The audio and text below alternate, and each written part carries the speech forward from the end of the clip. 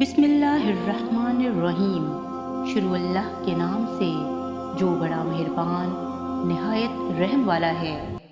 یاجوج ماجوج کون سی قوم ہے؟ یہ قوم کہاں موجود ہے؟ اللہ تعالیٰ اس قوم کو کب کھول دیں گے اور اس کے بعد زمین پر کیا ہوگا؟ ان تمام سوالات کے جوابات ہمارے اس ویڈیو میں ملیں گے۔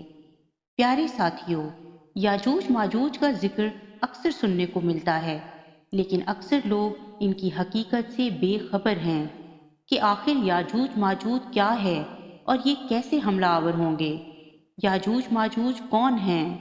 تو پیارے ساتھیوں، یاجوج ماجوج ایک قوم ہے جس کا ذکر الہامی کتابوں میں بھی موجود ہے کہ اس مخلوق کو حضرت ذوالقرنین نے دیوار تعمیر کر کے انسانی دنیا کی دوسری جانب قید کر دیا تھا، لیکن قیامت سے پہلے یاجوج ماجوج اس دیوار سے نکلنے میں کامیاب ہو جائیں گے اور جہاں سے گزریں گے انسانی بستیوں کو تباہ و برباد کرتے چلے جائیں گے۔ پھر وہ حملہ کرتے کرتے ایک جھیل پر پہنچیں گے اور اس جھیل کا سارا پانی پی جائیں گے، اور اس کے پیچھے آنے والے یاجوج ماجوج گروہ کو اس میں ایک بھی پانی کا قطرہ نہیں ملے گا، اور ایسا محسوس ہوگا جیسے یہاں کبھی کوئی جھیل تھی ہی نہیں۔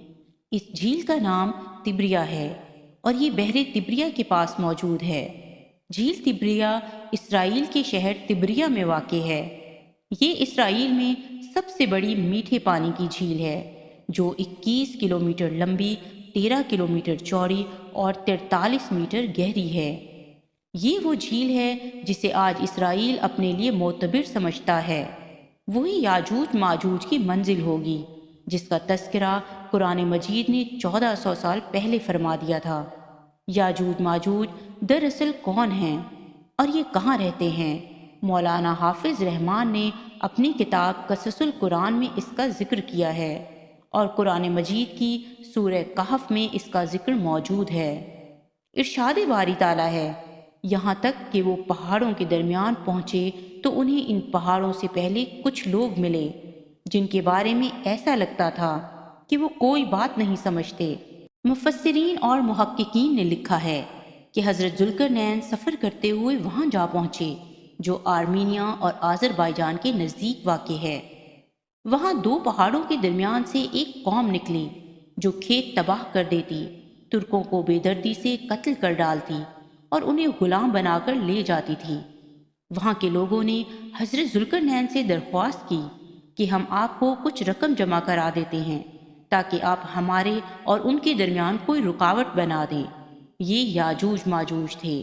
قرآن مجید میں ارشاد باری تعالیٰ ہے، انہوں نے کہا، اے ذوالقرنین، یاجوج اور ماجوج اس زمین میں فساد پھیلانے والے لوگ ہیں، تو کیا ہم آپ کو کچھ مال کی پیشکش کر سکتے ہیں جس کے بدلے آپ ہمارے اور ان کے درمیان کوئی دیوار بنا دیں؟ اس پر حضرت ذوالقرنین نے جواب دیا کہ اللہ نے مجھے جو اقتدار عطا فرمایا ہے وہی میرے لیے بہتر ہے، لہٰذا تم لوگ میری مدد کرو تو میں تمہارے اور ان کے درمیان ایک مضبوط دیوار بنا دوں گا۔ پھر حضرت ذوالقرنین نے لوہے کے بڑے بڑے ٹکڑے دونوں پہاڑوں کے درمیان کھڑے کیے اور لوگوں سے کہا کہ ان کو جلاؤ۔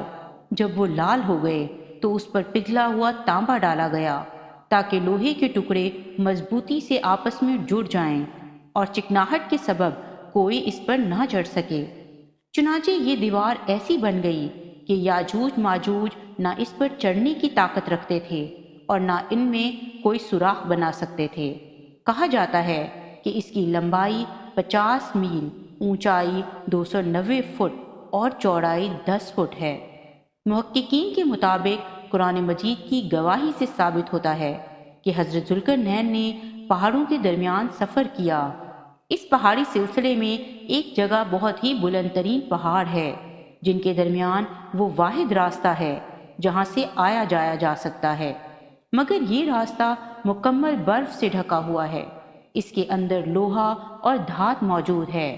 تاریخ کے مطابق یاجوج ماجوج حضرت نوح علیہ السلام کے ایک بیٹے یافس کی اولاد میں سے ہیں جو خانہ بدوش اور وحشی قبائل پر مشتمل تھے۔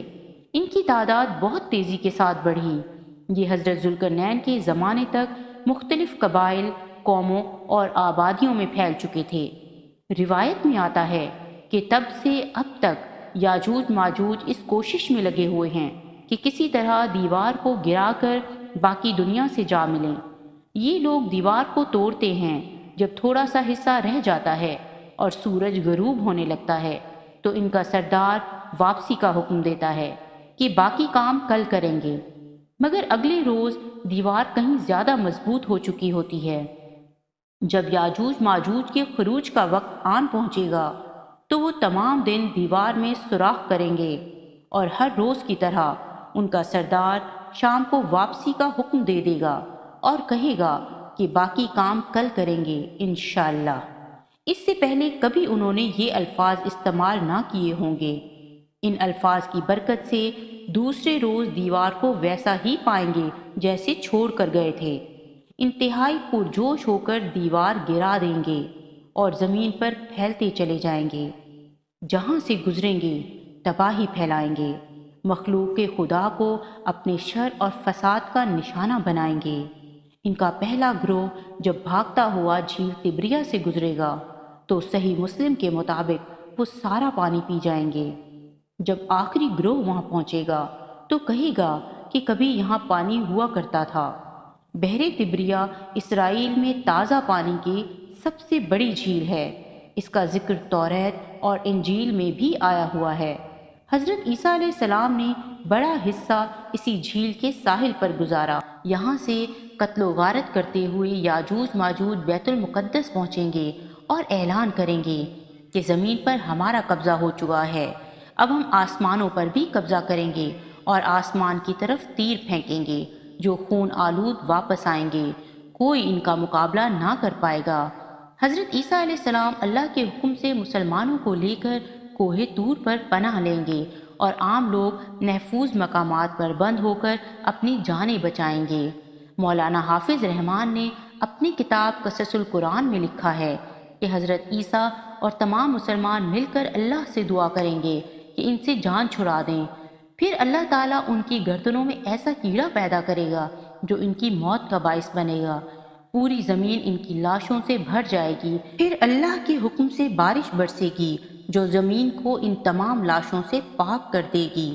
ان کے نکلنے کی ایک علامت بحر تبریہ کے پانی کا تیزی سے کم ہونا بیان کیا جاتا ہے، جس کا حدیث مبارکہ میں ذکر بھی ملتا ہے، اور یہی وہ وقت ہوگا جب قیامت قریب ہوگی۔